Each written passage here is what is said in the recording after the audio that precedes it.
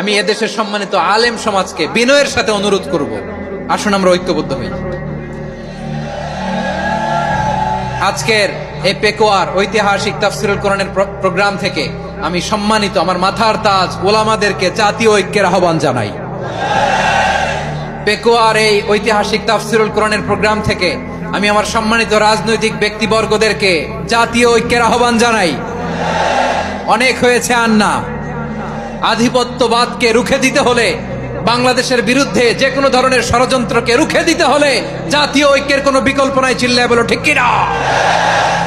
আর কাদা ছড়াছড়ি করব না ইনশাআল্লাহ। বলেন আল্লাহুম্মা ফারশাদ। আল্লাহ তুমি সাক্ষী থাকো, আল্লাহ তুমি তৌফিক দাও। আওয়াজ করে পড়েন আমিন। আর একে অন্যকে কাফির বলে গালি দিব না, ঠিক কিনা বলেন? আপনারা হালাকু খানের নাম শুনেছেন? মঙ্গল অধিপতি হালাকু খান বাগদাদের আমাদের বিশাল দারুল হিকমা লাইব্রেরিকে ধ্বংস করেছে। 10 লক্ষ